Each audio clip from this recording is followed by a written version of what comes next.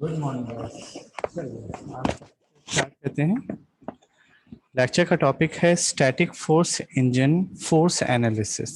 ठीक है, मतलब इंजन में कौन कौन से स्टैटिक फोर्स एक्ट करते हैं उसका एनालिसिस करना है। ठीक है, तो कंसिडर एन आईसी इंजन और crank slider crank mechanism as shown in figure, in which the crank OC is at an angle theta from IDC and rotate in clockwise direction। ठीक है, आपका ये IDC है और ये ODC है, और पिस्टन जो है वो स्लाइडर पे मूव कर रहा है क्लॉकवाइज डायरेक्शन में, और उसने एंगल बनाया है थीटा का। ठीक है, चलिए let us assume that the weight of connecting rod is negligible, so R is the radius of the crank, small l is the length of the connecting rod, n is the obliquity ratio which is L by R, mr is the mass of reciprocating part in kg, m is the mass of connecting rod in kg, and theta is the angle made by crank with IDC in degree. Phi is the angle made by connecting rod with line of action of piston, that is OP in degree, and omega is the angular velocity of crank in radian per second. So the forces that acting on IC engines are, first one is the FP, which is the net axial force acting on the piston or the piston effort, which is in Newton. Then FQ, this is the FQ. Okay, FQ is the force acting along the connecting rod in Newton. Then Fn, normal force, this is the Fn, normal force acting on the cylinder wall or piston side thrust in Newton, thrust in Newton. Then Ft, tangential force, ये देखो ये जो force लगा है इसके ठीक perpendicular पे आपका Ft लगेगा, tangential force acting at the crank pin or perpendicular force to the crankshaft. Then Fr is the radial force acting on the crank, ये आपका Fr है, ये जो आपका लग रहा है Fr. Then T is the torque on the crankshaft, और ये जो है मतलब ये सबकी वजह से आपका जो ये लग रहा है यहाँ पे टॉर्क लग रहा है T. Okay, so axial force acting on the piston or piston effort, if Pg is the gas pressure acting on the piston and Fg is the force gas force acting on the piston, so force is equal to what? Pressure into area. Therefore, and pressure into area, and A is the cross section area of cylinder in meter square, or say A is equal to pi by 4 d square. Therefore, F is equal to P into area. अब ये किसके लिए था? ये cylinder के लिए था, आपको ये पॉइंट याद रखना है.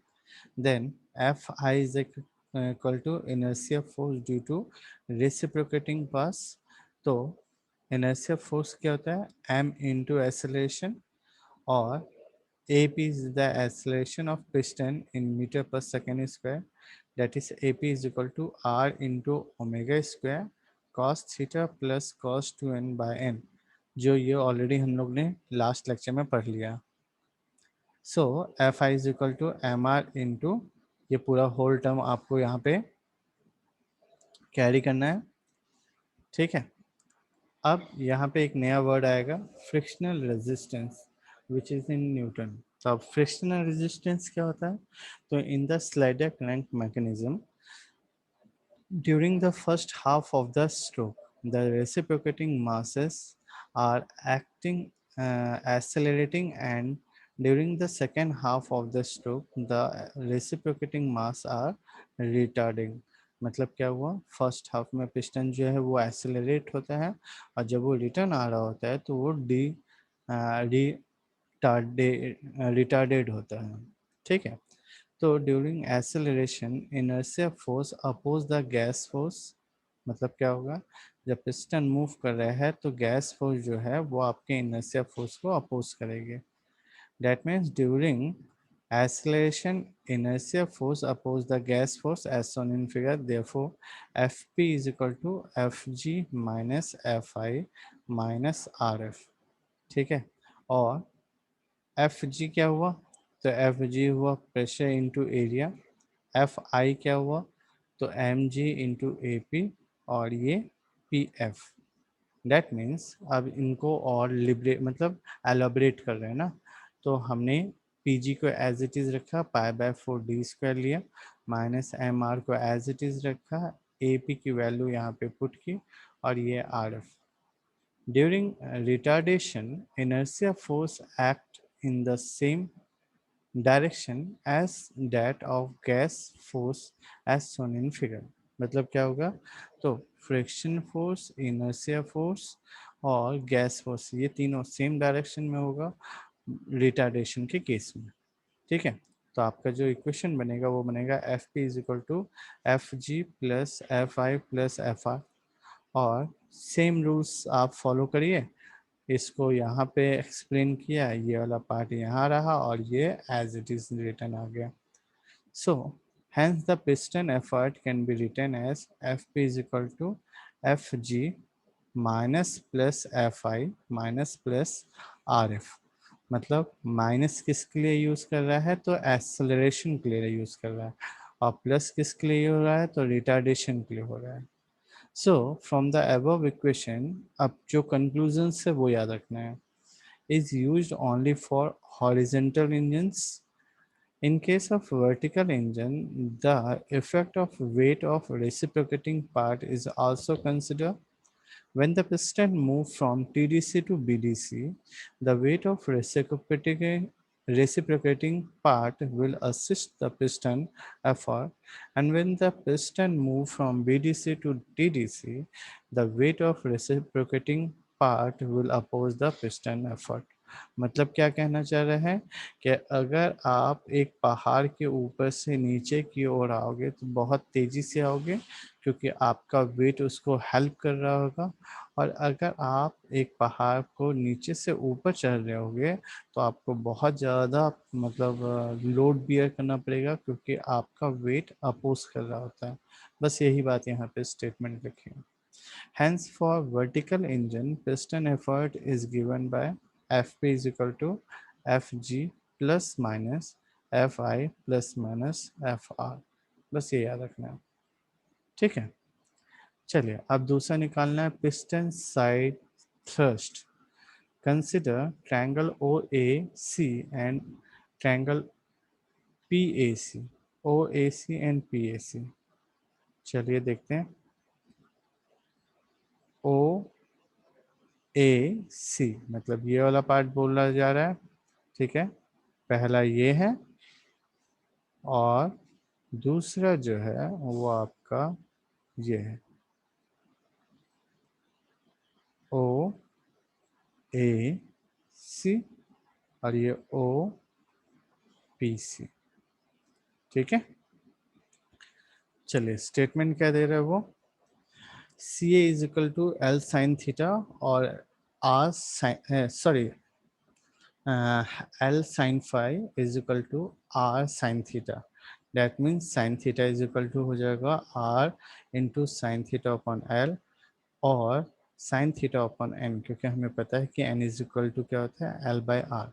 तो sine square five plus cos square five is equal to one. That means cos five is equal to under root one minus sine square five. आप इसे कन्वर्ट कर सकते हो। So cos five is equal to, अब इसकी जगह पे मैंने क्या किया, तो मैंने ये वाला टर्म रिप्लेस किया, तो फॉर्मूला बना under root one minus sine theta upon n raised to power two, और cos phi is equal to 1 by n under root n square minus sin square theta। So consider the triangle PAC, मतलब कौन सा, बीच वाले की बात कर रहा है ना, ये वाले की बात नहीं कर रहा, अब ये वाले की बात कर रहा है। सो PAC, tan phi is equal to Fn upon Fp. So Fn is equal to Fp tan phi और Fp sin phi upon cos phi, और हम क्या लिख सकते हैं, तो sin theta upon n divided by 1 by n raised to power में under root n square minus sine square theta, और Fn is equal to Fp sin theta upon under root n square minus n square theta, sorry sin square theta. With the help of above equation, piston side thrust is calculated. ठीक है, इसकी basis पे आप piston side thrust कितना क्या होगा वो आप फाइंड आउट करोगे.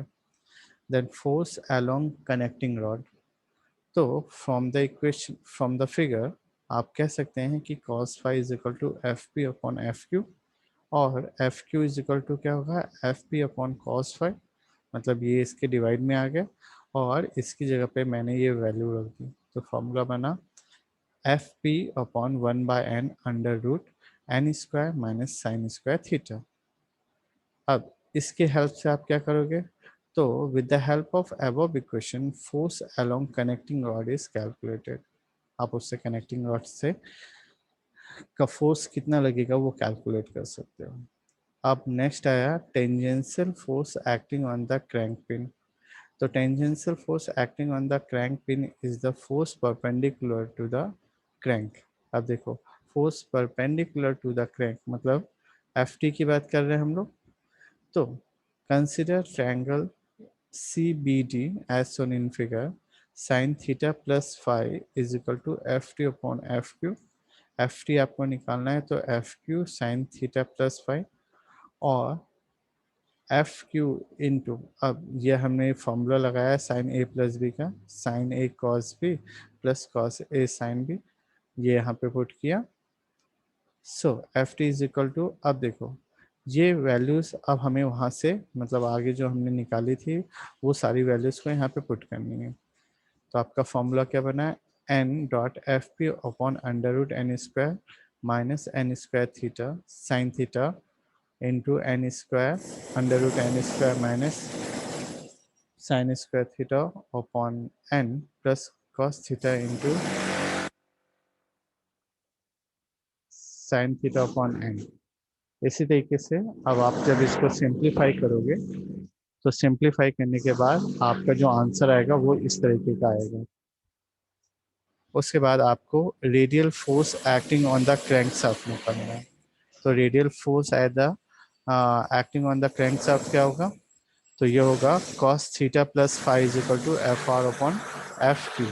अब आपको एफ आर निकालना है तो एफ आर क्या हो जाएगा, ये सिंपली ऐसा रखेंगे और cos थीटा प्लस फाइव का इक्वेशन लगाएंगे तो हमारा जो आंसर है वो यहाँ पे आके रुकेगा.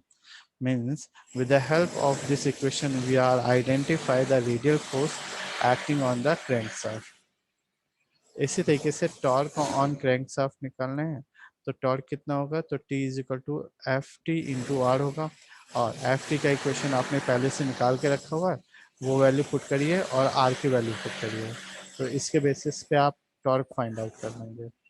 ये आपका पूरा कंक्लूजन का पार्ट है जो आपने सब सीखा है, ये उसी को मतलब सिंप्लीफाई फॉर्म में यहाँ पे दे के रखा हुआ है, ये आपको याद करना है. नेक्स्ट डे हम इसका न्यूमेरिकल करेंगे. आज इतना काफ़ी है. Thank you.